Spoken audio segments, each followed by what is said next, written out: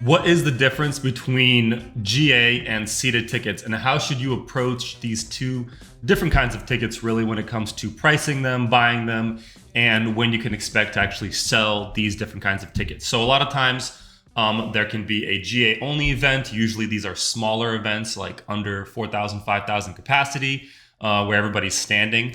A lot of EDM concerts are like that. And then you have seated events that are all seated, like an orchestra show, comedy show, or generally all seated. And then sometimes there can be a mix. So there can be a lawn section in the back where it's sort of standing with seats in the front, or a pit section where there's a standing section in front of the stage, and then everywhere else is seated. So when it comes to these tickets, they're really quite different in terms of how you should price them, how you should buy them, and what you can expect when you're going to resell those tickets. So generally, I'm going to start off with seated tickets. So when it comes to seated tickets, for example, I have this event pulled up here.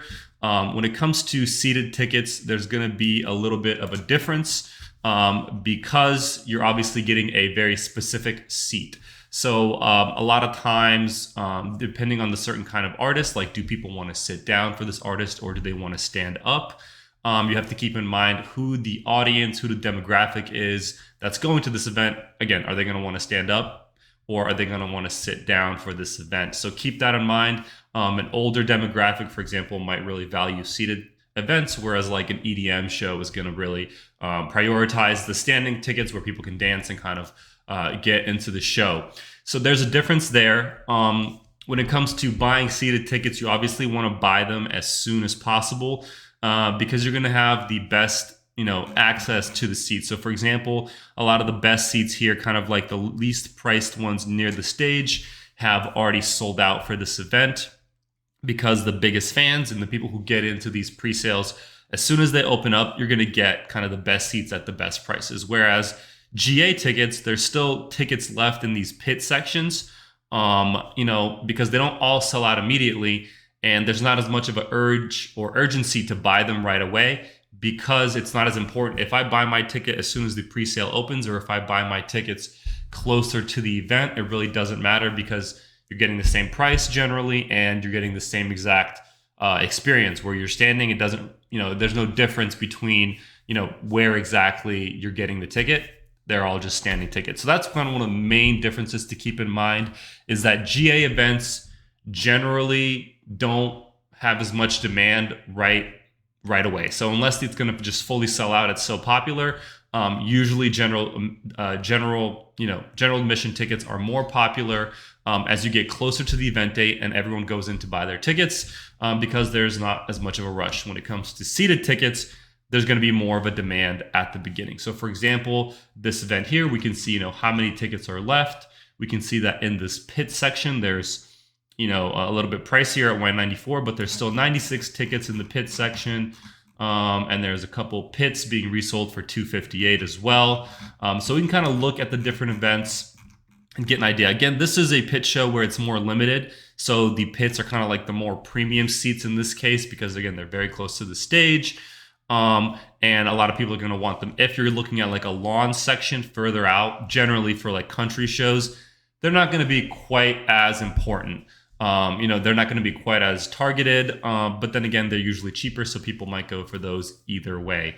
But that's kind of the main thing to keep in mind, is that when it comes to seats, when you buy your tickets, you really want to buy them on pre-sale. And then the biggest fans, when the artist is posting on the social media, hey, I'm going on tour, when Ticketmaster is announcing the event, the biggest fans are going to go in there, they're going to buy the front row seats, the second section front row seats. They're going to buy those best tickets as soon as possible. So that's when you want to buy seated tickets. And then in that period, the first week that the event is live, you can actually sell your seated tickets, because people are looking for those really good seats, especially if they really want to go to the event. So it's going to be kind of like, a big demand for these tickets. If we check here, we can see that, these tickets that are up front but are close to the stage are actually going for more than the pit section tickets at $321. Slightly more expensive, $400 right here, just checking.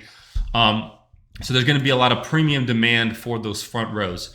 As the event goes on, really all you're going to have left, like let's say you're, a month or two into the event, it's still kind of up there, but it's still, October 17th. So you have a little bit of time.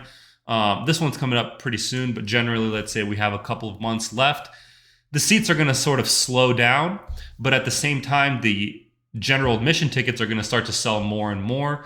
And as you get closer to the event date, you're really going to see the general admission tickets really shoot up in price and demand because, hey, the GAs might sell out. So again, let's go ahead and search for just GA so we can see, how many there are left total here. They have a couple actually limited at even higher price points, 300 and 1,000. I've never seen those be so expensive, but Ticketmaster does funny stuff with their pricing sometimes. But anyways, you can see the demand really shoot up as you get closer to the event date because, again, the people are going to want to go to the show, but they're realizing last minute, hey, I want to get these GA tickets. But they're going to say, hey, I'm going to come back and buy these, a month from now or right before the event because it's not like my seats are going to sell out. I'm not going to be limited to the back of the venue.